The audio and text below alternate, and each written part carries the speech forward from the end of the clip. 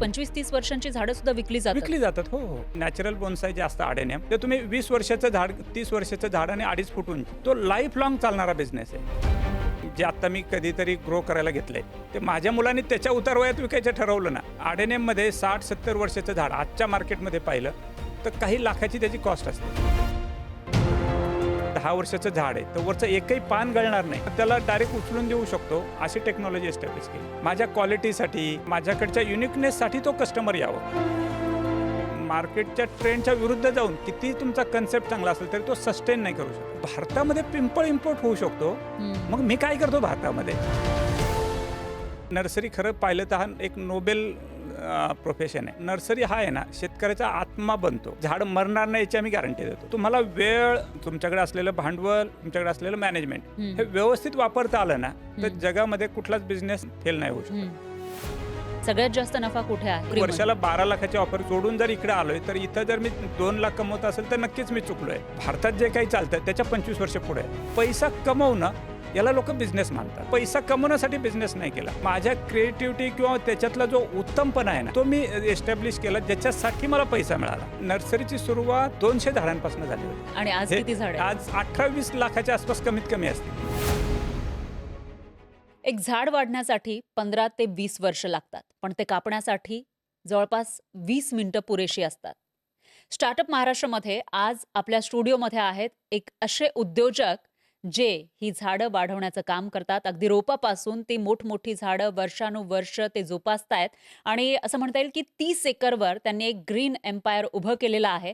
आज आपल्यासोबत आहेत पानसरे नर्सरीचे बाळासाहेब पानसरे. आज 30 एकरवर एक ग्रीन एम्पायर तुमचं उभा आहे. हा जो व्यवसाय आहे किंवा ही नर्सरी सुरू करणं एक गरज होती का मग स्वप्न होतं?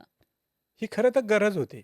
म्हणजे जर आमचा इतिहास पाहिला तर माझ्या आजोबांनी लँडलेस टू आज लँडलॉर्ड म्हणण्यापर्यंत जो प्रवास झाला तर ते 1948ला लँडलेस झाले होते. त्याचं कारण उजनीला जे धरण बनलं त्या धरणामध्ये त्यांची जमीन गेली, धरणग्रस्त झाले ते आणि त्यांना जमीन नाही म्हणून ते श्रीरामपूरला जाऊन म्हणजे उदरनिर्वाह करत होते हमाली करून. आणि ते करत असताना त्यांचा विचार बनला की बाबा आता मी काहीतरी लाईफला म्हणजे माझ्या पुढच्या जनरेशनसाठी सस्टेनेबल केलं पाहिजे. म्हणून त्यांनी हमाली करून हे काष्टी गावी म्हणजे काष्टी अहिल्यानगरमध्ये जे गाव आहे आमचं जिथे हे सगळं काम चालतं तर तिथं त्यांनी 12 एकर शेती घेतली. अच्छा, पण हमालीमधून ते कसं शक्य झालं? ती खूप हृदयद्रावक गोष्ट आहे की ते अक्षरशः 24 तास काम करत होते. कसं म्हणजे कसं करत होते ते समजून घेण्याचा भाग आहे की ते दिवसभर हमाली करायचे आणि संध्याकाळी तिथंच वॉचमन म्हणून परत नाईट ड्युटी करायचे. आणि म्हणजे 2 नोकऱ्या करत हा 2 नोकऱ्या करायचे. आणि दुसरी गोष्ट आमच्या कुठल्याही पिढीला व्यसन नाही आहे. म्हणजे आजोबांपासून आजपर्यंत कुणालाही व्यसन नाही. तर मग त्यांचा कुठं जो म्हणतो आपण विनाकारण खर्च तो होत नव्हता. मग त्यातनं जे काही त्यांनी सेव्हिंग साठवली तर त्याच्यातनं त्यांनी ती जमीन घेतली. आणि खरं तर ते आकडेवारी सांगायला हरकत नाही. 1200 रुपयाला 1200 रुपीजमध्ये 13 एकर जमीन आले होते तेव्हा. अच्छा. हो. आणि त्यावेळेला त्याची किंमत सुद्धा म्हणजे ते 1200 रुपयांची किंमतही जास्त होती. डेफिनेटली. म्हणजे आज काही सीआरची किंमत आहे तेव्हाच्या 1200 रुपयाला. आणि मग त्यांनी ती जमीन घेतली. त्यांना एकच मुलगा, माझे वडील हे त्यांना भाऊ नव्हता, नाहीये म्हणजे. तर वडिलांनी पुढं मग त्याच्यामध्ये व्यवसायाची सुरुवात केली साधारण 1976-77ला. अच्छा. तर ते करताना एक म्हणजे जसं आजोबांनी गरजेतनं शेती घेतली की माझ्या मुलाला काहीतरी उदरनिर्वाहाचं शाश्वत साधन पाहिजे म्हणून शेती. आता वडिलांना त्याच्यात नुसतं शेती करून पोट भरणं इथपर्यंत त्यांची विचार सीमित नव्हते. He is very genius. त्यांना म्हणजे 5वीतनं शाळा सोडावी लागली. तर शाळा का सोडावी लागली तर बघा 66च्या दरम्यान दुष्काळ होता आणि तो अन्न पाण्याचा दुष्काळ होता बरं का. तर अन्न पाण्याचा दुष्काळ असल्यामुळे यांना एक तर शाळेत गेले तर घरचं खायचंय की जे नाहीच आहे, घरात उपलब्धच नाहीये. मग तेव्हा सरकार एक योजना चालवायचं की बाबा जे कोणी त्याला ब्रासी घेणं असा एक शब्द होता की रोडच्या कामाला जातील तिथं मजुरी करतील तर त्यांना सुकडी नावाचं खाद्य दिलं जायचं. तर ते खायला मिळावं म्हणून त्यांना शाळा सोडावी लागली. मग त्यांनी ते रोडचे कामं केले. म्हणजे आज शब्दशः ज्या रोडवरनं त्यांची गाडी जाते, हं, त्या रोडचं एकेकाळी त्यांनी मजुरी केलेली. हं. आणि मग तिथनं त्यांनी म्हणजे शाळा थांबली त्यांची. मग व्यवसायात लक्ष घालायचं तर अ, शेती व्यवसाय. शेती. हं. म्हणजे सुरुवातीला त्यांनी ट्रॅडिशनल शेती केली काही काळ. म्हणजे जसं ज्वारी, बाजरी, गहू आणि हे करत त्यांनी ऊसही केला. अच्छा.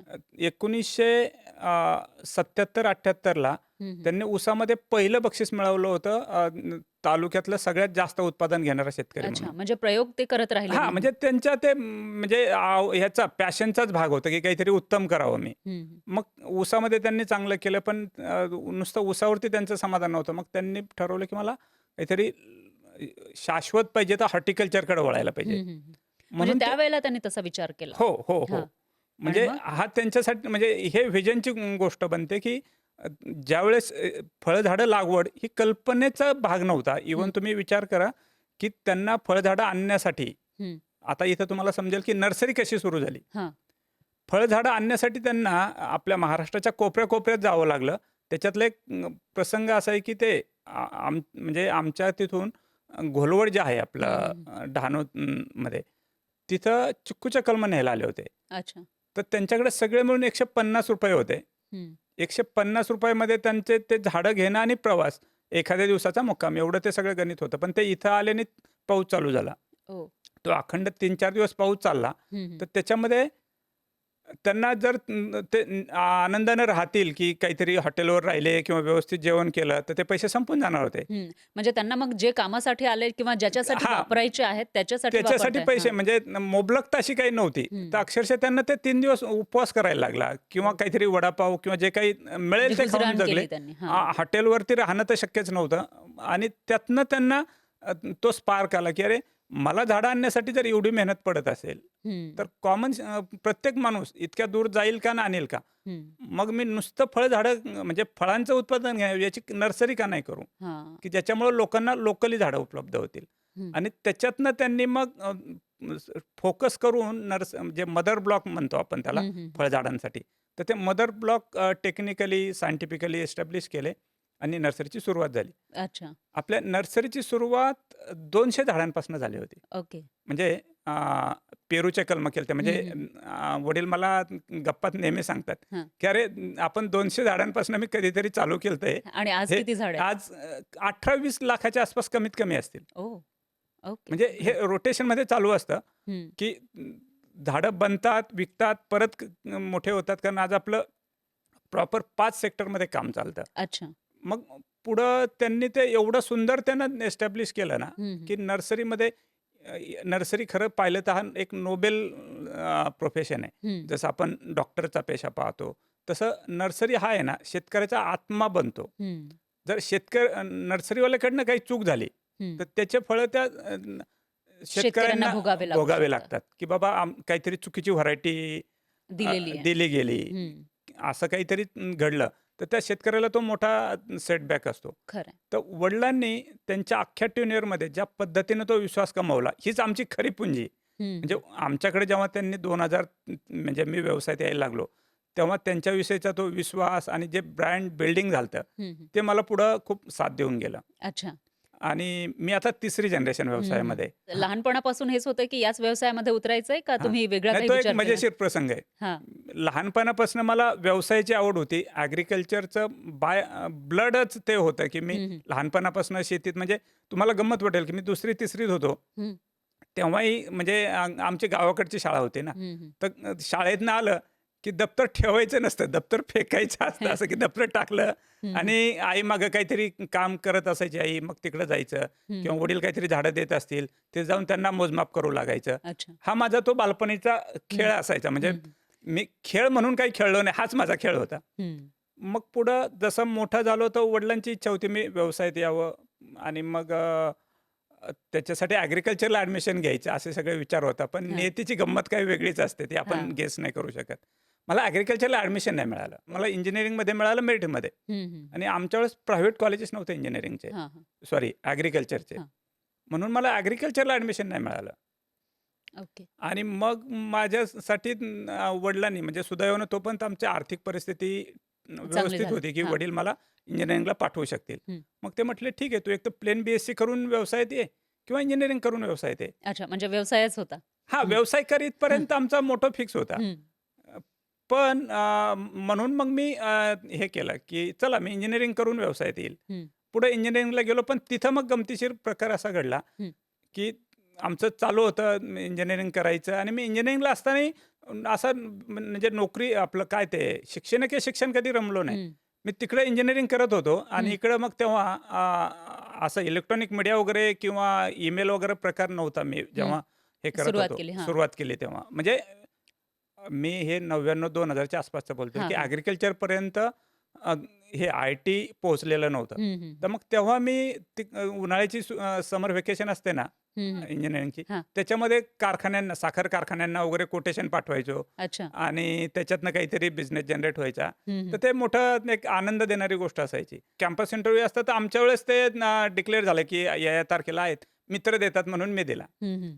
तर ते दिला. सिलेक्शन झालं का तुमचं हां, मग? हो. हं, हं, हं. तिथंच तर मोठा प्रश्न तयार झाला, अच्छा, म्हणजे की तिकडे मग तुम्हाला नोकरी करावी लागणार होती. हां, म्हणजे इंटरव्ह्यूत सिलेक्शन झालं.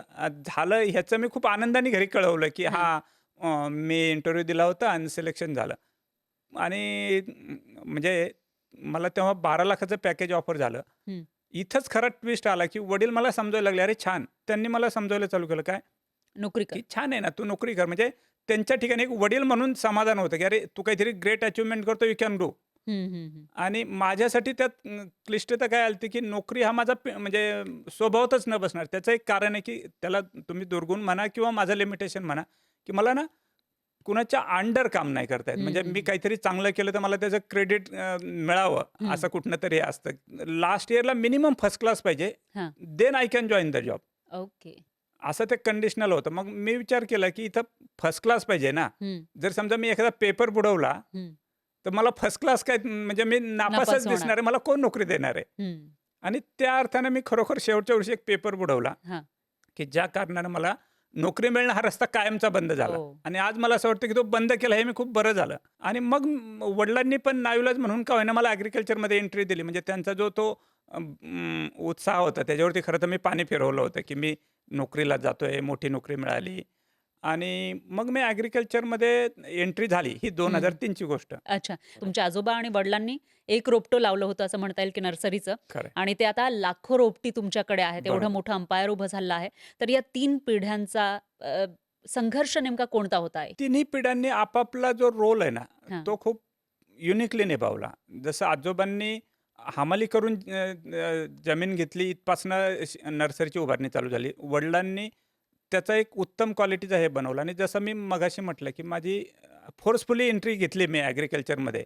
तर ती घेतल्यानंतर माझ्यासाठी म्हणजे त्यावेळेस मी असं ठरवून नाही म्हणता येत, पण एक नक्कीच चॅलेंज होतं, की मला याच्यात नुसतंच पोट भरण्याइतकं नर्सरी करण्याचा काही अर्थ नाहीये. हं, हं. त्याला कारण वाढवायला ज्या पाहिजे. याच्यातनं मी माघारी आलो होतो, तिथं मी वर्षाला नोकरीमधून. 12,00,000ची ऑफर सोडून जर इकडे आलोय, तर इथं जर मी 2,00,000 कमवत असेल, तर नक्कीच मी चुकलोय. हं, जेव्हा आपण फायनान्शियल मॉडेलमध्ये पाहतो. हं. आणि मग सुरुवातीला वडिलांचं जे होतं ना, फळझाडांचा त्यांचा एकच सेक्टर होता.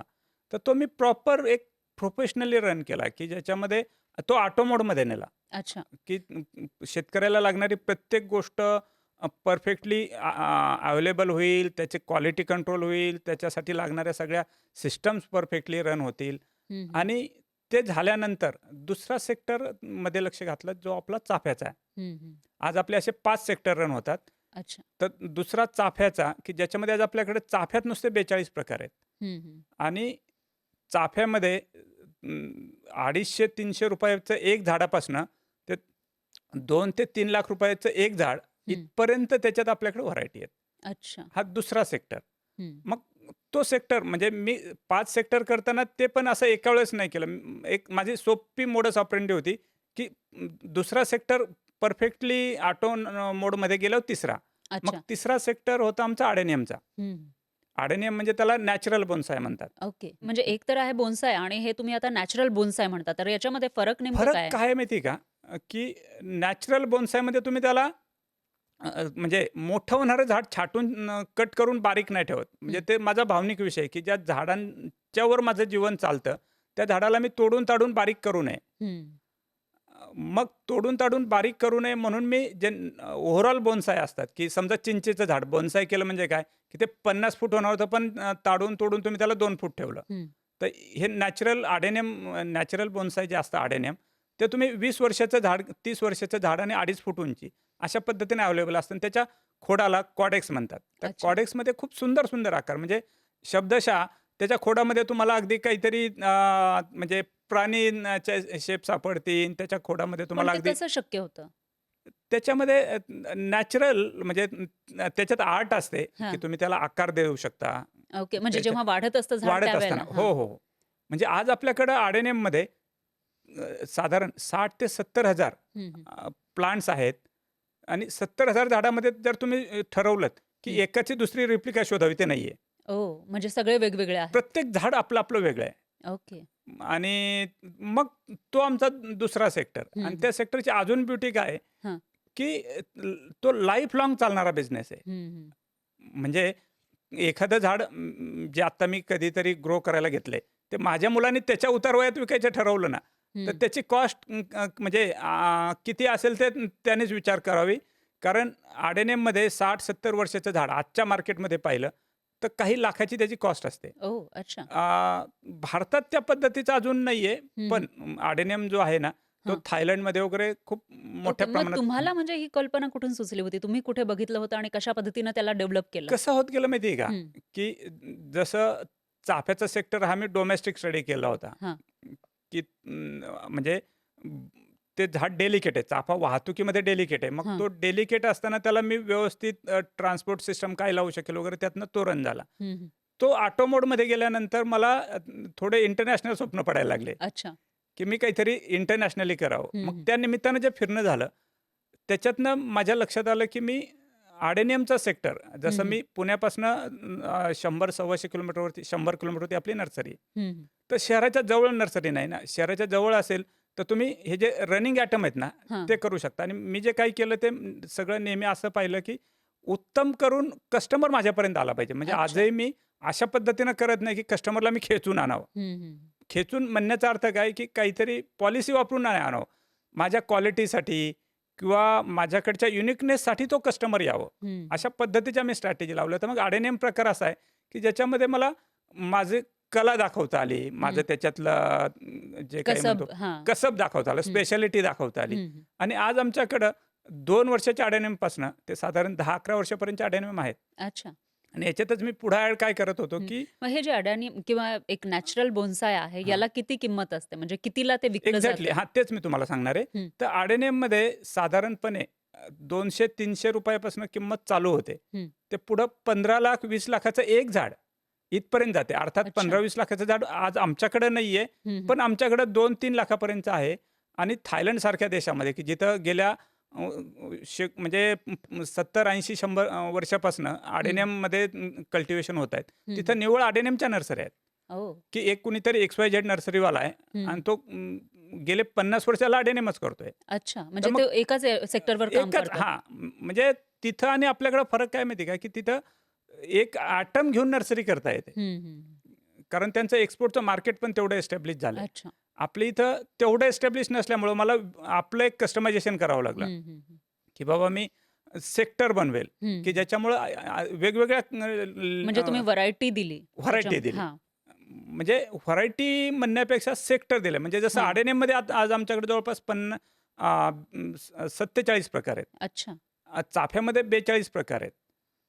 फ्रूट प्लांटमध्ये जे काही आपल्या महाराष्ट्रामध्ये उत्तम कल्टिव्हेट होतात आणि हं, हं. अवतीभोवतीच्या 2-3 राज्यात, म्हणजे जसं MP किंवा इकडं कर्नाटका, इकडे जे कल्टिव्हेट होतात ते फ्रूट प्लांटचे सगळे प्रकार, ते एक 20-22 प्रकार होतात. अच्छा. आणि मग आरएनएममध्ये एवढे प्रकार असताना सुद्धा आपल्या इथल्या कस्टमरचं म्हणणं असतं, की गेल्यावर मला नुसतं आरएनएम नाही घ्यायचे. मला हं. आरएनएम घेतलं तर त्याबरोबर 4 फळझाडं घ्यायची आहेत, हं, 2 हं. चाफे घ्यायचे आहेत हं. आणि 3 काहीतरी मोठे होणारी झाडं घ्यायची आहेत. अच्छा. हा लोकलची रिक्वायरमेंट आहे. हं. मग ती फुलफिल करूनच मला पुढे जायचं होतं. म्हणजे सांगायचा मुद्दा काय, की तुम्ही मार्केटमध्ये मार्केटच्या ट्रेंडच्या विरुद्ध जाऊन किती तुमचा कन्सेप्ट चांगला असेल तरी तो सस्टेन नाही करू शकत. हं. म्हणून मी मार्केटच्या ट्रेंडला सुटेबल होण्यासाठी हे सेक्टर बनवले. अच्छा. क्रोन ट्रीजमध्ये आपण 3-4 वर्षापासनं ते 25-30 वर्षापर्यंतची झाडं बनवतो. अच्छा. रेडीमेड प्लांट्स म्हणजे ती 25-30 वर्षांची झाडं सुद्धा विकली जातात. विकली जातात. हो, हो. म्हणजे आज आपले मुंबई मेट्रोसाठी आम्ही झाडं पाठवतोय. तर ते झाड म्हणजे रेडीमेड झाड आहे, की जे ऑलरेडी आमच्याकडे 8-9 वर्ष ग्रो झालंय. त्याला एक विशिष्ट पद्धतीनं तिथनं उचललं जातं. हां. त्याला कुंडीमध्ये सेट केलं जातं हां. आणि ट्रेलरवरती लोड होऊन इकडे येतं. म्हणजे तुम्ही जर YouTubeला बरेचदा ते हे फिरतं बघा. हां, एक पुनर्रोपण. हां, पुनर्रोपण आणि ते ट्री स्पेड नावाचं ऑटोमॅटिक मशीन मिळतं. हां, हां. म्हणजे आम्ही सुरुवातीला हे जे ग्रोन ट्रीजचा सेक्टर आहे, तो करत असतानाचा एक छोटा किस्सा तुम्हाला सांगतो, हां. की ग्रोन ट्रीज कशातनं माझं निर्माण झालं. अच्छा. कुठलीही गोष्ट आहे ना, एक तर तुम्हाला काहीतरी आतनं खट्ट व्हायला लागतं, की अरे, असं काही होऊ शकतं किंवा तुमची गरज असावी लागते, तेव्हाच ते उत्तम होतं. तर जेव्हा मी तुम्हाला म्हटलं, की मी इंटरनॅशनली थोडंसं बघायला लागलो, की माझं काहीतरी इंटरनॅशनली असावं. तर त्या संदर्भानं मी थायलंडमध्ये एक चाटूचाट नावाचं मार्केट आहे. तर तिथं मला एक पिंपळाचं झाड विक्रीला दिसलं. अच्छा. आणि ते दिसल्यानंतर मी कुतूहलानं तिथं गेलो. म्हणजे ओव्हरऑल तो माझा स्टडी टाईम होता, की बाबा मी अजून काय करावं, अजून काय करावं. तर ते पिंपळाच्या झाडाची तेव्हाची म्हणजे 10,000 बाथ किंमत होती जागेवरची. 10,000 बाथ म्हणजे बघा साधारण इंडियन रुपीजमध्ये ते 30,000-35,000 रुपये. की जेव्हा माझ्याकडे 2,000-3,000च्या पलीकडे झाड नव्हतं. मी एकदम अरे 30,000-35,000चं असं काहीतरी झाड आहे. हां. मग अजून मी जास्त खोलात चाललो, की बाबा ते काय कसं. तर मला समजलं, की तशा टाईपची झाडं भारतात इम्पोर्ट होतात. अच्छा. म्हणजे त्याच्या डिमांड आहे त्याला. डिमांड आहे. दुसरी गोष्ट पिंपळाचं झाड भारतात इम्पोर्ट होतं. कारण ज्या बाई मला ती माहिती देत होत्या ना, अ, त्यांना मी ॲज अ कस्टमर म्हणूनच ते सगळं विचारत होतो, की बाबा ह्याची काय किंमत? तर मग त्या म्हणे 10,000 बाथ. मग तुम्ही ते कुठं-कुठं पाठवताय? आणि मी आय एम फ्रॉम इंडिया हे सगळं आमचं झालतंच. तर त्यांनी मला मुंबईचे रेफरन्सेस दिले, अच्छा. की आम्ही या टाईपची झाडं मुंबईतही पाठवतो. ओह! ओके. आणि मग मला दणका बसला, की भारतामध्ये पिंपळ इम्पोर्ट होऊ शकतो. मग मी काय करतो भारतामध्ये? त्या कुतूहलापोटी मग मी अशा टाईपचे झाडं बनवावेत आणि इम्पोर्टला सबस्टिट्यूट द्यावं, या कल्पनेतनं मी त्या टाईपची टेक्नॉलॉजी एस्टॅब्लिश करायला चालू केली. अच्छा. मग आमच्याकडे जे काही ऑलरेडी एक्झिस्टिंग झाडं होते त्याच्याबरोबर म्हणजे त्याला तुम्ही एक्सपेरिमेंट म्हणा नाही तर खेळ म्हणा, करून मी ते टेक्नॉलॉजी एस्टॅब्लिश केली, की एक SOP जे म्हणतो आपण, त्या SOPज एस्टॅब्लिश केल्या आणि SOPज एस्टॅब्लिश करून जेव्हा मी म्हणजे प्रॉपर टेक्नॉलॉजी हाती आली, की या टाईपचे झाड मी बनवू शकतो. तेव्हा एक 25 झाडं, 30 झाडं मी मार्केटमध्ये विक्रीसाठी अवेलेबल केले. पण अच्छा. त्याच्यात एक इंटरेस्टिंग चॅलेंज होतं, की ते लोकांना कोणतं? ते झाडं इम्पोर्ट करण्यामध्ये इंटरेस्ट होता. ओके. म्हणजे इथून घेत नव्हते ते, तर दुसऱ्या देशामधून आणायचे. हां. दुर्दैवानं भारतात काही 300-400 वर्ष जे काही गुलामगिरीत गेले ना, आज मी असं म्हणतो, की अजूनही तो लोकांच्या मनावरचा पगडा गेलेला नाहीये. माझ्याकडनं ते झाड घेतलं तर ते झाड त्यांची रिक्वायरमेंट फुलफिल होणार होती. पण तो जो त्यांचा सायकॉलॉजिकल अच्छा. म्हणजे इम्पोर्टेड आहे ते. हां, मी ते इम्पोर्ट केलंय, मी ते चायनातनं आणलंय, मी थायलंडमधनं आणलंय. या गोष्टी त्यांच्या समाधान देणाऱ्या माझ्याकडनं मिळणार नव्हत्या आणि म्हणून मला चॅलेंज होतं, की जे तिकडनं ते आणत होते त्याच्या 20% दिलं तरी माझ्याकडनं घ्यायची त्यांना थोडी हां, म्हणजे त्यांना ते दाखवायचं होतं, शो ऑफ करायचं शो ऑफ होतं, की करायचं आपण होतं. कोणत्यातरी दुसऱ्या देशामधून हां. आणलेलं आहे. हो. पण माझा विश्वास आहे, की जेव्हा तुम्ही एखादी गोष्ट मनापासून करता ना, तेव्हा कुठेतरी सुपर पॉवर तुमच्याबरोबर काम करत असते. मग तुम्हाला त्याच्यासाठी चांगला रिस्पॉन्स मिळाला? म्हणजे मार्केट मिळालं? रिस्पॉन्स म्हणजे आहे ना, एका दणक्यात माझा तो सेक्टर सस्टेनेबल झाला. कसा झाला ते सांगतो, की त्या टाईपचे झाडं 1-1, 2-2 विकण्यासाठी मला हे जे चॅलेंज येत होतं, त्याच्यानंतर मुंबई मेट्रोला त्या टाईपच्या 3,000 झाडांची गरज होती. अच्छा. आणि त्या टाईपचे झाडं बनवणारे भारतामध्ये विशेष कोणी नव्हतेच. मग त्यांना एक ते ग्लोबल टेंडर काढलं होतं त्यांनी. आणि त्या टाईपचे झाडं देणारा मी एकमेव असल्यामुळे ते माझ्या हाती अच्छा. लागलं. पण ही एवढी जुनी झाडं हां. जेव्हा आपण एका जागेवरून दुसऱ्या जागेवर नेतो, हं. तर ते किती कठीण असतं? काय-काय चॅलेंजेस असतात त्याच्यामध्ये? हो. आणि दुसरं म्हणजे त्याला किती खर्च लागतो? हां, तर प्रकार कसा झाला, की मी ते जसं सांगत होतो, की त्यांना काही 1000 क्वांटिटीमध्ये हं, हं. ते झाडं लागत होते आणि तेवढी मला ती तुमच्याकडे होते का? हां, म्हणजे नाही त्यांचं ते इंटरेस्टिंग कोटेशन हे होतं, हां. की ते म्हणजे झाडं बनवण्याच्या दिवसापासून सगळं ते देणार होते. त्यांना 8 वर्षांनी झाडं पाहिजे होते. अच्छा. आणि ते कॉन्ट्रॅक्ट मला मिळालं, की ज्याच्यातनं एका बाजूला माझा ब्रँड व्हॅल्यू एकदम बिल्ड झाली, की अरे, हं. या टाईपचे झाडं देणारा भारतात सुद्धा हा एक आहे कोणीतरी चांगला. हं, हं. आणि दुसऱ्या बाजूला तो बल्क ऑर्डर मिळाल्यामुळं माझा तो सेक्टर सस्टेन झाला. हं. आणि आता ते करत असताना तुमचा जो प्रश्न होता, की त्या टाईपचे झाडं ग्रो करण्याची किंवा याची टेक्निक, तर हां. आणि डेफिनेटली त्याला दुसरीकडे नेण्यासाठी सुद्धा हां, हां. तर त्याला प्रॉपर प्रोसिजर आहेत, की ज्या आपण म्हणजे जे काही मी तुम्हाला म्हटलं, की ते सुरुवातीला मी सगळ्या एस्टॅब्लिश केल्या होत्या. तुम्ही नुसतं झाड मोठं केलं. पहिली हं. गोष्ट एवढं मोठं जे झाड करायचंय 8 वर्ष, 10 वर्ष, तर ते जमिनीमध्ये करायला लागतं. तेव्हाच त्याला आकार येतो तो प्रॉपर जो अच्छा. म्हणजे ते झाड तुम्हाला जमिनीमध्येच त्याला मोठं करावं लागेल, बरोबर. वाढवावं लागेल. जसं नॅचरली नॅचरली जंगलामध्ये हां, तरच किंवा तो जो शेतीमध्ये त्याचा वाढतं. नॅचरल शेप आहे ना, हां. तो येतो. अदरवाईज जाळीत कोंडलेल्या वाघासारखं ते पण म्हणजे अ, जंगलातला वाघ आणि जाळीतला वाघ जो फरक असतो ना, हं, तो हं. पिशवीतलं झाड आणि जमिनीवरचं झाड हा फरक असतो. हां. तर खरं मग आहे. त्याला आम्ही जमिनीत ग्रो करून त्याला हं. उचलण्याची एक विशिष्ट टेक्निक आहे, की त्याचे अच्छा. रूट्स काय पद्धतीनं ट्रिम करावेत. रूट्सच्या प्रपोर्शनमध्येच त्याला पानं असावेत. हं, हं. तर आज आपण त्याच्यामध्ये वरती समजा काहीतरी त्याला 10 वर्षाचं झाड आहे, तर वरचं एकही पान गळणार नाही. हं, हं. एवढ्या पद्धतीनं त्याला डायरेक्ट उचलून देऊ शकतो, अशी टेक्नॉलॉजी एस्टॅब्लिश केली. अच्छा. म्हणजे बऱ्याचदा लोकं झाड इकडून-तिकडे उचलून न्यायचं म्हणजे त्याला हं, हं. वरनं छाटणार आणि फक्त दांडी जाणार अशी कल्पना करतात. तसं नव्हे. हं. म्हणजे आपल्या नर्सरीतनं 10 वर्षाचं झाड जसं आहे, तसंची तसं दुसऱ्या ठिकाणी लागवडीसाठी जातं. अच्छा. मग त्याला खर्च किती होतो? खर्च आता ना तो व्हॅरी होतो. म्हणजे हं. साधारणपणे हे जे मोठे झाडं म्हणतोय आपण, हं. तर तो अगदी 10-15 हजारापासून ते पुढं काही लाखापर्यंतचे झाडं म्हणजे ती असतात झाडाची त्याच्यामध्ये. किंमत आहे. झाडाची किंमत अधिक हां. वाहतूक म्हणजे आता गंमत काय आहे, की किती वर्षाचं आणि किती मोठं झाड आहे म्हणजे हं, हं. अ, ते केस टू केस बदलतं. हं.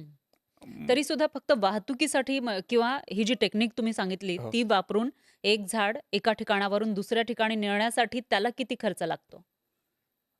तर तेच मला हां. म्हणायचंय, की तो जो आहे ना, आता झाड किती मोठं म्हणजे 40 फीट ट्रेलर जो असतो हं, ना, हं, त्याच्यावरून ते वाहतूक केली जाते. हं. तर एका ट्रेलरवरनं एकच झाड वाहतूक होते. हां. एवढं मोठं पण झाड आहे. हं, आणि हं. तुम्ही म्हणता ते जस्ट एक केस घेऊन म्हणजे एक्झाम्पल घेऊन आपण समजून घेऊ, की आपल्या नर्सरीवरनं मुंबईला झाड पाठवण्यासाठी एक ट्रेलर साधारण ₹44,000 ट्रान्सपोर्ट घेतो. अच्छा. त्याच्यावरती 12 झाडं पण लोड होऊ शकतात, हां. 22 पण होऊ शकतात आणि 1 पण होऊ शकतात. ओके. म्हणजे एक जर समजा आपल्याला ऑर्डर करायचं असेल तर त्याचा तर खर्च बघा ना, जास्त. एक झाड तर त्याचा वाहतूक खर्च फक्त हं. 44,000 झाला. पण मग हं. तेव्हा ते झाड इतकं मोठं असणार आहे, की ते म्हणजे एका ट्रेलरवर एकच येऊ शकतंय. हं, हं. एवढं मोठं आहे. हां. जेव्हा ते 22 आहेत, तर डेफिनेटली प्रपोर्शनमध्ये ते छोटं होत गेलं. हं. अ, जसं एका ट्रकमध्ये काही हजार झाडं भरले जातात.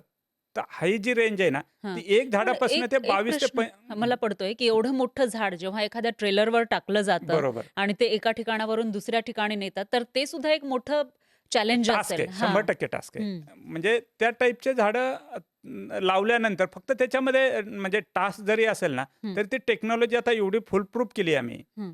की त्या टाईपचं झाड मरणारच नाही. हे आम्ही त्या शेतकऱ्याला म्हणजे तो जो कोणी बायर असेल, हं. त्याला आम्ही शाश्वती देतो. पण तो जे काही त्यात गुंतवणूक करणार आहे, तिथे त्याला मनातनं एक फोबिया असतो, की हे हां. झाड मेलं तर माझे एवढे पैसे जातील. हं. आणि भारतामध्ये आता तो ट्रेंड नाही अजून, की एवढे हं, मोठे हं. झाडं लावण्याचा. हां. ऑलरेडी बाकी कंट्रीजमध्ये आहे बरं का तो. म्हणजे ज्या डेव्हलप कंट्रीज आहेत ना, तिथे कॉमन प्रॅक्टिस आहे. अच्छा.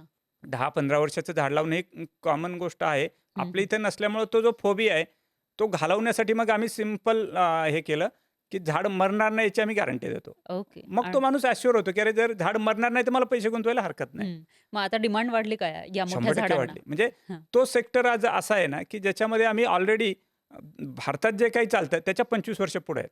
अच्छा.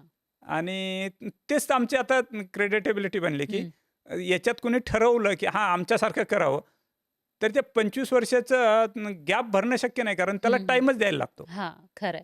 तर तो टाईम तुम्ही म्हणजे पैसे टाकले, तरी पण काही तो मॅच नाही करू शकत. हं. आणि झाड असं आहे, की ते वाढत राहणार आणि एक्झॅक्टली. त्याच्यासाठी तेवढा वेळ द्यावाच वेळ द्यावाच. लागणार. एक्झॅक्टली. म्हणून त्याच्यात म्हणजे त्याच्यामुळे तुम्ही सांगू शकता दाव्यानं, की तुम्ही 25 वर्ष पुढे आहात. एक्झॅक्ट हो, हो, कारण तुम्ही हो. 25 वर्षांपूर्वी ती सगळी मेहनत सुरू केलेली आहे. राबवलेली. हां. आणि एक्झॅक्टली. ते प्लॅनिंग केलेलं आहे. एक्झॅक्टली. तर मग आता 5वं सेक्टर तुमचं कोणतं आहे? 5वं सेक्टर आमचं सेन्सिव्हिया नावाचं आहे. अच्छा. सेन्सिव्हिया, आगावेज, मंगावेज हं, हे हं. आम्ही एक्सपोर्ट करतो युरोप आणि यूएसला. ओके. ते पॉट प्लांट आहेत. हं, हं, ह्या हं. प्रत्येक सेक्टरचं आपलं वैशिष्ट्य आहे. जसं हं. फ्रूट प्लांट हा शेतकऱ्यांसाठी डिव्होटेड आहे. हां, हां. आणि दुसरा चाफा हा आमचा भारतभर जातो. हं, हं, हं. तिसरं हे ग्रोन ट्रीज हे फार दूर नेता येत नाहीत. हं, नेता हं. येत नाहीत म्हणजे काय ना, की त्याचा खर्च खूप अवास्तव होऊन बसतो ना हां, मग. हां. म्हणजे ते 200-400 किलोमीटरच्या पेरिफेरीत लावले जातात. तो हां. आमचा तिसरा सेक्टर. अच्छा. चौथा सेक्टर मागा म्हटलेलं नॅचरल बोन्स आणि हं. 5वा सेक्टर जो आहे, तो पूर्णपणे आमचा सॉइललेसमध्ये ग्रो होतो, की जो आमचा प्युअरली युरोप आणि यूएसला एक्सपोर्टसाठी वापरला जातो. ओके. म्हणजे दुसऱ्या देशांमध्ये सुद्धा तुम्ही हो. पाठवता. तर या हां. सगळ्यामध्ये म्हणजे हे जे 5 सेक्टर आता तुम्ही हं, सांगितलेले हं. आहेत, तर त्याच्यामध्ये कोणत्या सेक्टरला सगळ्यात जास्त डिमांड असते? अ, सगळ्याच सेक्टरला असते. ते आपापल्या ठिकाणी बरोबर आहेत. हं, जसं मगा म्हटलं मी, की हं. एक सेक्टर दुसऱ्या सेक्टरला कॉम्पीट नाही करत. अच्छा. अशा नाही तरी सुद्धा पद्धतीनंच मी म्हणजे ती आता हां. आता समजा की सीझन आला. आता पावसाळा हां, सुरू आता होतोय. जसं हां. माझे जे 12 महिने आहेत ना, हं, ते अशा पद्धतीनं डिप्लॉय केलेले आहेत, हं. की मी सुट्टी घेईल त्याच दिवशी सुट्टी असते. अच्छा. अदरवाईज 12 महिने मी बिझी राहू शकेल. ओके. की जसं फ्रूट प्लांट हं, जून हं. ते साधारण ऑगस्ट या हं. काळामध्ये ते प्लांटेशन चालतं. हां. तर तो आमचा मेजर ॲक्टिव्हिटी चालतात. आणि आमचा जो एक्सपोर्ट आहे, तो गल्फ कंट्री आणि यूएस युरोपला आहे. तर गल्फ कंट्रीचं जे प्लांटेशन टाईम आहे ना, तो सप्टेंबर नंतर चालू होतो. हं, हं. म्हणजे आमचं लोकलचा हे थोडं शांतता मिळते, तेव्हा आमचं एक्सपोर्टचं काम चालू होतं. अच्छा. एक्सपोर्टचं काम साधारणपणे म्हणजे गल्फ कंट्रीचं जे आहे ते सप्टेंबरपासनं हं, हं. डिसेंबरपर्यंत चालतं. अच्छा. तर डिसेंबरनंतर त्यांच्याकडं पुन्हा उष्णता तापायला लागते. हं, हं, हं. तर तो जो समर टाईम आहे ना, तो आम्हाला स्वतःला बाकी जे आमच्या फील्ड प्रिपरेशन्स असतात, हं, हं. त्या करणं आणि लँडस्केपिंगचे जे प्लांट्स असतात, ते भारतभर सप्लाय करणं याच्यामध्ये वापरला जातो. अच्छा. म्हणजे तुम्हाला वेळ, तुमच्याकडे असलेलं भांडवल आणि तुमच्याकडे असलेलं मॅनेजमेंट हं, हे हं. व्यवस्थित वापरता आलं ना, तर हं, जगामध्ये कुठलाच बिझनेस फेल नाही होऊ शकत. हं. पण या सगळ्यामध्ये म्हणजे नर्सरीचा जेव्हा आपण नफा बघतो, हं. त्यावेळेला सगळ्यात जास्त नफा कुठे आहे? एकतर रोपटं लावण्यामध्ये म्हणजे ते विकण्यामध्ये आहे, की दुसरं लँडस्केपिंग, की तिसरं मग रिप्लांटेशन? आता बघा, हां. ह्या प्रत्येकाच ठिकाणी ना म्हणजे तुम्हाला व्यवस्थित बिझनेस करता येऊ शकेल हं. एवढा नफा नक्कीच आहे. अच्छा. आणि मी एक ठाम सांगू शकेल, की म्हणजे हा ॲग्रीकल्चरचा पार्ट येतो हं, नर्सरी हं, हं. म्हणजे. तर याच्या इतकं सुंदर सेक्टर नाहीये. म्हणजे तुम्ही लँडस्केपिंगमध्ये जा, हं. प्लांट प्रोडक्शनमध्ये जा, किंवा काही ट्रान्सप्लांटमध्ये जा. फक्त एकच की तिथं काम करण्याची तुमची प्रामाणिक आणि जीवतोड मेहनत करण्याची तयारी पाहिजे. हं. आज नर्सरी या सेक्टरमध्ये युरोपमध्ये साधारण एक नर्सरी 500 सीआर प्लसचे कॅपिटल असणाऱ्या नर्सरीज आहेत. हं, हं. आपल्या इथं अहो इंडस्ट्रीमध्ये 500 सीआरचा विचार केला जातो. ॲग्रीकल्चरमध्ये 500 सीआर ही कल्पनाच लागू होत नाही. हं. खरंय. म्हणजे म्हटलं तर हा सेक्टर किती मोठा आहे. हां. आपल्या इथं फक्त तो निग्लेक्ट झालाय, हं. एवढं मी म्हणू शकेल. अच्छा. तुम्ही आता जसं म्हणालात, तसं अजूनही लोकांना म्हणजे बरेचसे लोक असं म्हणतात, की शेती असेल किंवा नर्सरी हा जो बिझनेस आहे, तो लो प्रोफाइल बिझनेस हो, आहे, असं हो, हो. अनेकांना वाटतं. खरं आहे. लो प्रोफाईल असण्याचे नक्कीच काही आम्हाला चॅलेंजेस फेस करायला लागतात. हां, म्हणजे याचं अगदी सोप्या भाषेत सांगायचं झालं ना, हां, तर आमच्याकडं उत्तम नोकरी, उत्तम त्याला सगळ्या सुविधा मिळणारा हां. एखादा मुलगा लग्न होत नाही म्हणून एखाद्या बँकेत अक्षरशः शिपाईची नोकरी पकडतो. असे किस्से माझ्याबरोबर घडलेले आहेत, की जो माझा असिस्टंट म्हणून काम करत होता, त्याला उत्तम पगार होता अ, आणि अतिशय स्मार्ट म्हणजे मेहनती होता. हां, हां. आणि शेवटी तुम्हाला व्यवसाय मोठा करायचा तर चांगले हात बरोबर लागतात.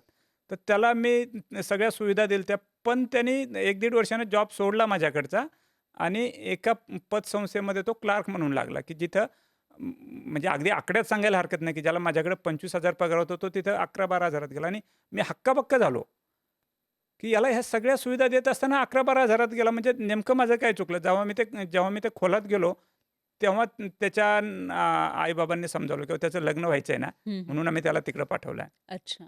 इथपर्यंत तिथं नक्की चॅलेंजेस आहेत. हं, पण हं.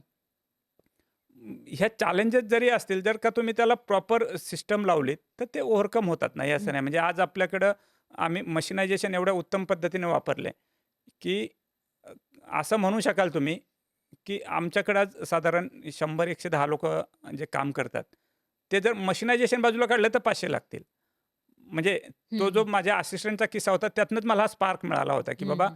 मी याच्यामध्ये कशा पद्धतीनं यंत्रणा वापरावी. मशीन्स वापराव्यात. हां, की मनुष्यबळावरती मी अवलंबून राहू हं, शकत हं, नाही. कारण हं. मनुष्यबळ म्हटलं की भावना आल्या ना, हं. की त्याला काहीतरी म्हणजे काही अडचणी ॲग्रीकल्चरमध्ये लो असणार. हां. प्रोफाईल वाटतंय किंवा त्याला काहीतरी दूर शहरात जाऊन राहण्याचं स्वप्न पडतंय, की जे मला चॅलेंजिंग होतं आणि हं, हं, हं. माझी भावना होती की मी गावामध्येच काम करेल. हं.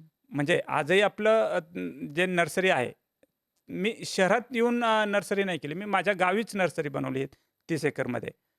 आणि मग ते करत असताना उत्तमपणे एक मार्ग काढत गेलो आणि आज उत्तमपणे चालू होतं तर ते. तरी पण आता समजा तुमची इन्व्हेस्टमेंट आणि तुमचा नफा आपण बघितला तर त्याच्यामध्ये टक्केवारीमध्ये किंवा टक्केवारीत पर्सेंटेजमध्ये विचार केला तर हं, 25-30% मार्जिन शुअर शॉट मिळतं. हं, 25-30% हे नक्कीच चांगलं मार्जिन आहे. हं, त्याचं कारण याच्यात स्केलला मर्यादा नाही आहे. हं, तुम्ही किती मोठा बिझनेस करू शकता. म्हणजे आज आम्ही 26 देशामध्ये करतोय आणि 26 देशात करत असताना अजूनही असं नाही की 26 देशाला मी अख्खा ऑक्युपाय केलंय.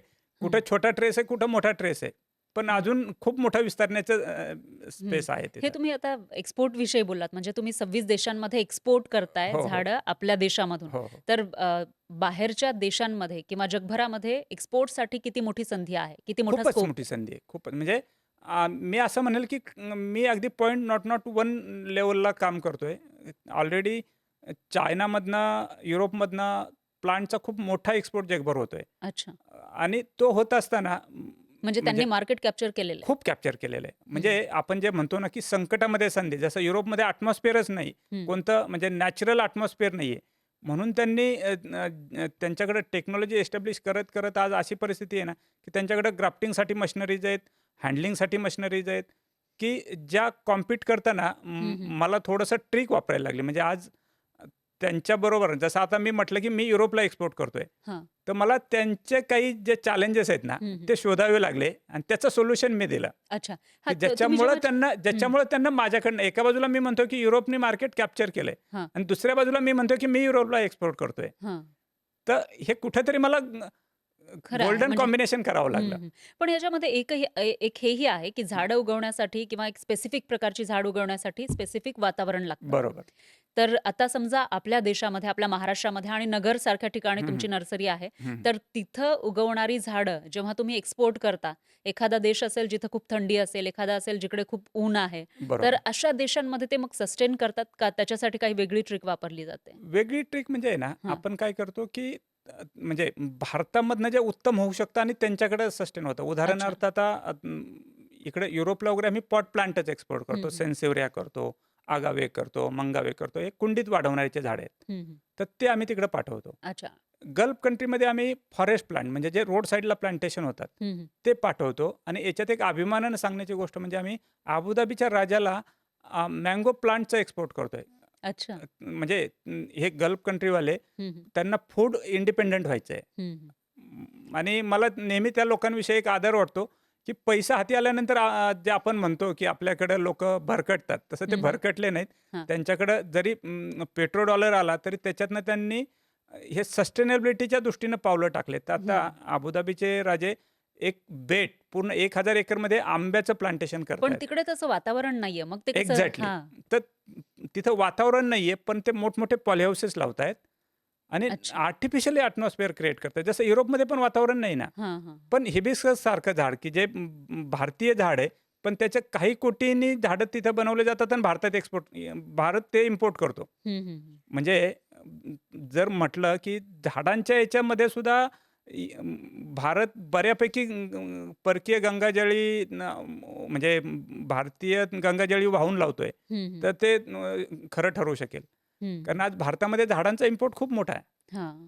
इव्हन जे भारतीय नेटिव्हचे झाडं आहेत ना, ते सुद्धा भारतात इम्पोर्ट होतं. हां, तुम्ही सुरुवातीला सांगितलं की होतं. हां, की जास्वंदासारखं झाड भारतात इम्पोर्ट होतं. हं. त्याच्यानंतर पिंपळासारखं झाड भारतात इम्पोर्ट होतं. तर अच्छा. मग त्या गोष्टी आपण टॅप केल्या पाहिजेत, की ते आपण बनवू शकतो. हं, हं, हं. खरं आहे. आणि एकटा बाळासाहेब पानसरे किंवा पानसरे नर्सरी एवढ्यापुरतं हे मर्यादित नाहीये.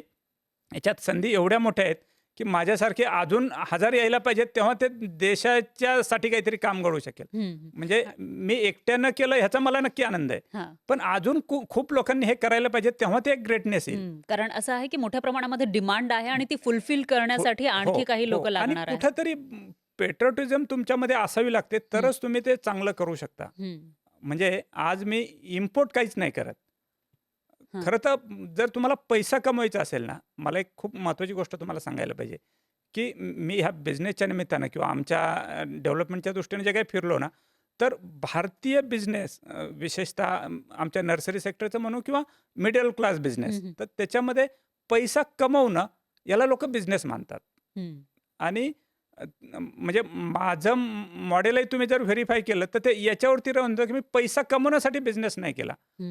मी माझ्या क्रिएटिव्हिटी किंवा त्याच्यातला जो उत्तमपणा आहे ना, तो मी एस्टॅब्लिश केला ज्याच्यासाठी मला पैसा मिळाला. म्हणजे म्हणण्याचा अर्थ काय आहे, की पैसा माझा बाय प्रॉडक्ट म्हणून आला आणि तुम्ही म्हणूनच ते तो केलं जे तुम्हाला करायचं होतं. हां.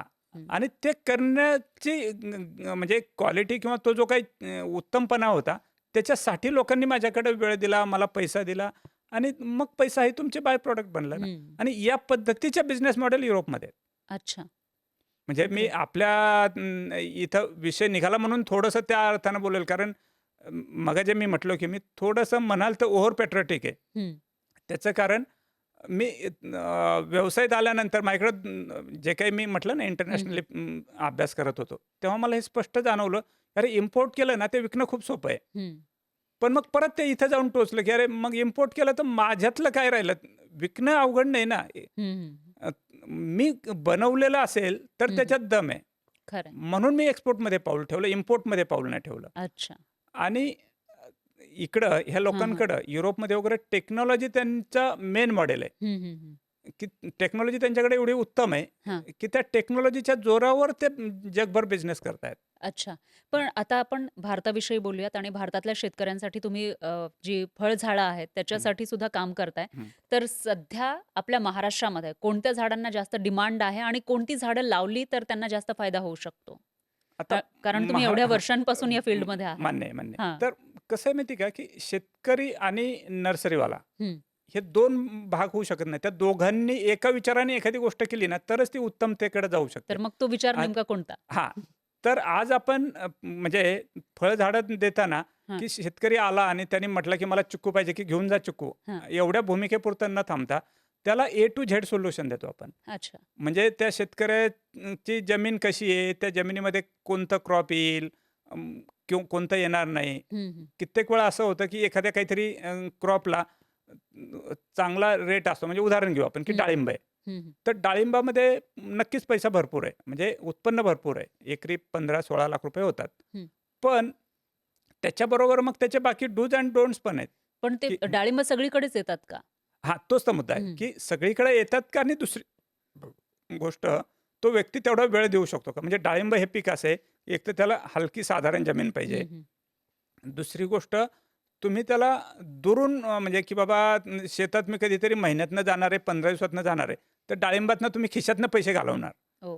तर हे सगळे जे शेतकऱ्याच्या लिमिटेशन्स आहेत किंवा जे शेतकऱ्याकडे अवेलेबल सोर्सेस आहेत, हे सगळे लक्षात घेऊन आपण त्यांना ऑप्शन देतो. अच्छा. कित्येक वेळा असं होतं, की तो शेतकरी येताना काहीतरी XYZ क्रॉप विचार घेऊन आलाय आणि आम्ही जेव्हा त्याच्या त्या सगळं समजून घेतो, तेव्हा त्याला आम्ही प्रांजळपणे आमची बाजू पूर्ण करतो, की सर तुम्ही हे झाडाचा विचार करताय, पण याच्यामध्ये तुमच्याकडे असणारं मनुष्यबळ एवढं आहे, तर मग तुमच्याकडे ते होईल का नाही आम्हाला जरा चिंता वाटते. आणि शेतकरी जेन्युइनली ते जेव्हा त्याला समजते, की अरे यांना पण तळमळ माझी बाग सक्सेस व्हावी, तेव्हा ते स्वीकारतात, की बाबा मी हे म्हणतोय ना, नाही ठीक आहे, मी ते बदलून लावतो. आणि मग तिथं त्या शेतकऱ्याचा तो सक्सेस रेशो आहे ना, तो वाढतो आणि तोच खरा आमचा आनंद आहे. अच्छा. म्हणजे मी आता तुमच्या नर्सरीविषयी स्पेसिफिक बोलत नाहीये, पण बऱ्याचशा वेळेला असंही होतं, की शेतकरी हे नर्सरीमधून रोपं घेऊन येतात. बरोबर. त्याच्यानंतर त्याची पुढची जी प्रोसेस आहे ती सुद्धा करायला घेतात. पण त्यांना म्हणावा तसा फायदा काही वेळेला होत नाही. बरोबर. तर मग अशा वेळेला शेतकऱ्यांनी फक्त रोपं घेऊन पुढची प्रोसेस जशी करायची आहे त्याच्यामध्ये नेमका काय बदल केला तर त्यांना चांगला फायदा होऊ शकतो? ते जेव्हा क्रॉप निवडतात ना, ते क्रॉप निवडताना त्यांनी त्यांच्या जमिनीची सुटेबिलिटी, हां. त्यांच्याकडे असणारं मनुष्यबळ हां. आणि त्यांच्याकडे असणारी वॉटर क्वालिटी, हं. ह्या 3 पहिले जे मेजर पॅरामीटर्स आहेत ते लक्षात घ्यावे लागतात. आणि चौथा महत्त्वाचा पॅरामीटर त्यांना मार्केट कोणतं कॅप्चर करायचं आहे. अच्छा. म्हणजे जवळचं मार्केट कोणतं आहे? जवळचं म्हणण्यापेक्षा त्यांना कोणतं कॅप्चर करायचं आहे. कारण आज ना जवळ आणि दूर राहिलंच नाही. एखादा अगदी कुठेतरी म्हणजे काय म्हणू आपण दूर इंटेरियरला बसलेला असून तो म्हणजे इंटरनॅशनल मार्केटचा विचार करू शकेल. फक्त मग त्यांनी त्या दृष्टीने स्वतःला प्रिपेअर केलं पाहिजे, तेवढा व्हॉल्यूम असला पाहिजे, त्या पद्धतीचं त्याच्याकडं क्वालिटी निर्माण झाली पाहिजे. तर मग मार्केट सस्टेन होतं. एखाद्याचं समजा त्याला लोकलचं मार्केट करायचं आहे, तर त्या दृष्टीनं त्यांनी त्याचं पॉलिसीज डिझाईन केलं पाहिजे. म्हणजे सगळं सांगण्याचा अर्थ काय, की त्याला त्याच्या पॉलिसी क्लिअर असल्या पाहिजेत आणि आम्ही शेतकऱ्याला तिथं मेन सपोर्ट देतो की ब्लाइंडली पुढे जाऊ नका. अच्छा. म्हणजे फक्त नर्सरीमध्ये जाऊन ती रोपं खरेदी केली, इथं इथपर्यंत मर्यादित न राहता पुढे सुद्धा तुम्ही सपोर्ट देता. हो, पण हो. शेतकऱ्याने काय काळजी घेतली पाहिजे, जेणेकरून त्यांना जास्त फायदा होईल? अ, मी तेच तर म्हणतोय, हां, की जास्त फायदा होणं इन टर्म्स ऑफ रुपीजमध्ये हां. हे तुमचं सगळं काय पद्धतीच्या पॉलिसी आणि तुम्ही कुठल्या मार्केटमध्ये पाठवणार आहेत हं, हं, हं. याच्यावरती ठरतं. म्हणजे ते शब्दशः केस टू केस वेगळी सीन आता असते. म्हणून समजा तर मी तुम्हाला कोकण नेमकं आहे. सांगू शकेना, हं, हं. नाही, की नाही. आता तुम्ही हां, समजा कोकण आहे. कोकणातला एखादा शेतकरी आहे, तो तुमच्याकडे आला, तर बरोबर. तुम्ही त्याला कोणती झाडं सजेस्ट करता? कोकणातला शेतकरी आला तर पहिली गोष्ट तिथं जांभ्या खडक आहे. हां. तर जांभ्या खडकामध्ये आंबा खूप उत्तम येतो. हं, इव्हन आंब्यामध्ये पहिल्यापासून आपल्याकडे हापूसचं खूप मोठं नाव आहे, पण आता केशरही छान मार्केट कॅच करतोय. हं, हं. इव्हन इंटरनॅशनल मार्केटही कॅच करतोय. तर मग आम्ही तिथला शेतकरी असेल तर त्यांना आंबा सुचवतो. हं. त्याच्यानंतर जांभूळ तिथं चांगलं येतं. कोकणाचा जो काही मुंबईच्या जवळचा परिसर आहे, तिथला शेतकरी असेल तर आम्ही जांभूळ सुचवतो. हं, हं. एखाद्याकडे मोठा लँड पॅच असेल, की हं. बाबा 10-20 एकर त्यांना प्लांटेशन करायचं आहे, तर आम्ही त्यांना एकदम स्पॉन्टेनियसली आंबा सुचवतो. का? तर आंब्याचं भारतामधनं एक्सपोर्टचं मार्केट खूप मोठं आहे. हं, हं. जगामध्ये खूप मर्यादित देश आहेत, की जे आंबा चांगला बनवतात. त्याच्यात भारत टॉपला आहे. म्हणून त्याने आंबा करावा. म्हणजे अच्छा. आता आणि तुमच्या लक्षात मराठवाडा असेल आहे. हां, मराठवाड्यातल्या शेतकऱ्याने कोणतं प्लांटेशन करावं? हां. आता मराठवाड्यातला शेतकरी असेल तर त्याच्याकडं एक तर लँड पॅच मोठे अवेलेबल आहेत. हां. पण पाण्याची आणि थोडंसं निसर्गाची चक्र. चक्र हां. थोडंसं अनबॅलन्स्ड वेगळं. असतं. हां. तर त्या केसमध्ये आंबा तिथं होऊ शकेल. हं, पण मग आंब्याबरोबरच त्यांनी पेरू करावं, हं, हं. सीताफळ करावं, अंजीर करावं. कारण अंजीर हे अतिउष्ण हवामानामध्ये उत्तम येतं. अच्छा. म्हणजे पाणी कमी असलं तरी चालतं ते? चालतं त्याला. तर हे त्या शेतकऱ्याची केस समजून घेऊनच ते सजेशन द्यायला लागतं. अच्छा. आणि विदर्भातले जे शेतकरी आहेत हां. त्यांच्यासाठी? अ, पहिली गोष्ट जर तो शेतकरी म्हणजे विदर्भातला जो म्हणजे काय म्हणतो आपण एकदम क्रीम पॉप्युलेशन आहे ना, हं. ते इकडं डायव्हर्ट झालंय. हां. तर त्या केसमध्ये आम्ही त्यांना टिंबर प्लांट सुचवतो, अच्छा. की जसं साग लावा, हं, की जरी ते शेतावरती 2 वर्ष 3 वर्ष नाही जाऊ शकले, तरी पण त्या सागाचं त्यांना एक ॲश्युअर्ड बिझनेस मिळतं, म्हणजे ॲश्युअर्ड उत्पन्न मिळतं. हं, हं. आणि जर का ते शेतावरती त्यांचा कोणी भाऊ असेल किंवा आई-वडील असतील, तर मग अ, त्या काय पद्धतीचं त्यांच्याकडं सोर्सेस अवेलेबल आहेत, त्या हं, हं. पद्धतीने आम्ही क्रॉप सजेस्ट करतो. अच्छा. म्हणजे आत्ता मघापासून तुम्ही विचारताय, पण मी तुम्हाला एकदम त्यांनी हे करावं, हां. असं न असं. सांगू शकण्याचं कारण ते केस टू केस बदलतं. हं, हं. म्हणजे त्यांची जमीन नेमकी कशी आहे जमीन किंवा हां. कशी आहे, त्यांच्याकडे सोर्सेस काय अवेलेबल आहेत, हं, हं. त्याच्यानंतर त्यांना मार्केट कोणतं कॅच करायचंय. हं, हं. जसं थंडी ताप आला, आपण डॉक्टरच्या भाषेत बोलू, हं, हं. की एखाद्याला थंडी ताप आला, तर थंडी ताप आला म्हणजे क्वेश्चन घेऊन फक्त भागत नाही. हां, तो हां. कशाचा थंडी ताप आहे हे पाहून डॉक्टर पुढचं निदान करतो. अच्छा. तसाच बरोबर. हा प्रकार आहे, की त्या व्यक्तीला त्याच्या काय गरजा आहेत, हां, हां. हे बघूनच ते सजेशन द्यायला लागतं. खरं आहे आणि आणि आम्ही हां. ब्लाइंड सजेशन कधीच देत नाही. म्हणजे हं, हं. 5% कस्टमर आम्हाला मिसही करावा लागतो. का? हं, हं. की त्याची काहीतरी ब्लाइंड अपेक्षा असते, की जे आम्ही म्हणजे द्यायला तयार नसतो. का? तर आम्हाला आज 53 वर्षामध्ये जो शेतकऱ्याचा विश्वास आलेला आहे, हं, की हं. यांच्याकडे गेलं की आपल्याला प्रॉपर सोल्युशन मिळतं. ते आम्ही मिस नाही करू शकत. ओके. आता याच्यामध्ये एक कस्टमरच्या दृष्टीनं म्हणजे शेतकरी असेल किंवा कोणताही कस्टमर असेल, बरोबर. तो नर्सरीमध्ये आल्यानंतर त्यांना काही रोपटी घ्यायची आहेत. तर त्यांना तुम्ही काय म्हणजे त्यांनी नेमकं काय विचारायला पाहिजे किंवा काय बघायला पाहिजे? आम्ही नेहमी काय सजेस्ट हं. करतो, की शेतकऱ्यानं झाड लावायचं आणि त्याच्या म्हणजे लावायचं त्याच्या आदल्या दिवशी आमच्याकडे आलं आणि द्या मला हे झाडं असं करू नये. हं, हं. त्यांनी थोडं प्री प्लॅन असावं, की ज्याच्यामध्ये त्यांना आमचा चांगला उपयोग करून घेता येईल. हं, हं. शेवटी बिझनेस म्हटलं, की प्रत्येकाची अपेक्षा असते, की मी पैसे देईन आणि मला त्या पुढच्याचा उपयोग व्हावा. तर हं, आमचा हं. चांगला उपयोग करून घेण्यासाठी त्या शेतकऱ्यांनी मार्च-एप्रिलपासूनच आमच्या कनेक्टमध्ये यावं, की ज्याच्यामध्ये आम्ही त्यांना प्रत्येक गोष्ट केटर करू शकतो, की हां, तुम्ही आता लँड प्रिपरेशन या पद्धतीनं करा. मग त्याच्यामध्ये तुम्ही या प्रकारची झाडं लावा हं, हं. किंवा जे काही म्हणतो आपण, तर हां, हां. प्रॉपर पॉलिसी जो सपोर्ट आहे ना, तो आम्ही देऊ शकतो. अच्छा. आणि हं, हा झाला पर्टिक्युलरली शेतकऱ्याशी रिलेटेड प्रश्न. हं. बाकी ऑर्नामेंटल प्लांटेशन असेल तर त्याला काही हे चॅलेंज नाहीये. हं, ते हं. त्यांना जेव्हा आवडेल ना, तेव्हा नर्सरीत येऊ शकतात, झाडं घेऊ शकतात. याच्यातला मग परत एक भाग येतो ऑर्नामेंटलच्या दृष्टीने, की लोकांना फार्म हाऊसेस करायचे असतात. हं, हं, हं. तर फार्म हाऊसेसच्या केसमध्ये सुद्धा जेव्हा ते कन्स्ट्रक्शन करतात, तेव्हाच जर आम्हा लोकांशी संपर्क साधला, तर आम्हाला त्यांना एक चांगली गाईडलाईन देता येते, की हां, तुम्ही कन्स्ट्रक्शन करताय, तर हे झाडं तुम्ही आत्ताच लावून घ्या, तर तुम्हाला नंतर जास्त वेळ वाट नाही पाहावी लागणार. किंवा काही प्रकारचे झाडं आहेत, की जे आत्ता तुम्ही म्हणजे 1 वर्षात जर ते उत्पन्न देणार असतील, तर आत्ता लावायची गरज नाही. म्हणजे असं जे कॉम्बिनेशन आहे, ते त्यांना डिझाइन करून देता येतं. खरंय. आणि आता एक त्यातनं त्यांचा शेवटचा खर्च आणि मेहनत दोन्ही पण वाचतात. खरंय. आता एक शेवटचा प्रश्न. म्हणजे तुम्ही नर्सरी बिझनेसमध्ये आहात. एवढ्या वर्षांपासून तुम्ही हे सगळं करताय. पण सध्याची परिस्थिती आपण बघितली तर शेतकरी कमी होतायत, शेती करणारे लोक कमी होतायत. मग अशामध्ये तुम्हाला काय वाटतं, की हा जो बिझनेस आहे किंवा हा जो सेक्टर आहे, तो येणाऱ्या 10 वर्षात कुठे असेल? काय बदल झालेले असतील? हा सेक्टर खूप ह्यूज आहे. हं. म्हणजे मी असं म्हणेल, की ज्याला कुणाला उत्तम जीवन जगायचं आहे ना, हां. त्याने ॲग्रिकल्चरकडे यावं. दुर्दैवानं मागच्या काही वर्षांमध्ये म्हणजे काही दशकांमध्ये शेतीला लोकांनी दुय्यम लेखण्याचा प्रयत्न केला. त्याच्यामुळं नक्कीच काही प्रश्न निर्माण झाले. पण आज जर शेतीमध्ये बुद्धिमान वर्ग आला, तर शेती इतकं सुंदर करिअर नाही आणि त्या दृष्टीने आता डेव्हलपमेंट होता येतं. म्हणजे आज आमच्याकडं जेव्हा मी ओव्हरव्ह्यू करतो ना, तर आय-टीमधले लोकं प्लांटेशन करतायत. हं, हं. त्याच्यानंतर काहीतरी त्यांची इंडस्ट्री आहे, ते शेती वाढवतायत. म्हणजे हं. याच्यामध्ये जो मनुष्य म्हणजे काय म्हणतो आपण बुद्धिमान वर्ग आहे, तो हं. येतोय आणि तो वाढत गेला पाहिजे. एवढं ते सेक्टर चांगलं आहे. काही लोक बिल्डिंग बांधतात, इमारती बांधतात, काही लोक कंपन्या उभ्या करतात, पण खूप कमी लोक असतात जे भविष्यासाठी ऑक्सिजन निर्माण करतात. तुम्हालाही जर वाटत असेल, की पुढचा एक जो बिलियन डॉलर बिझनेस हा ग्रीन इकॉनॉमी आहे, तर हा एपिसोड पूर्ण बघा, पुन्हा एकदा बघा आणि ज्यांच्यासोबत ही इन्फॉर्मेशन तुम्हाला शेअर करायची आहे, त्यांच्यापर्यंत हा एपिसोड नक्की पोहोचवा आणि पाहत रहा न्यूज 18 मराठी.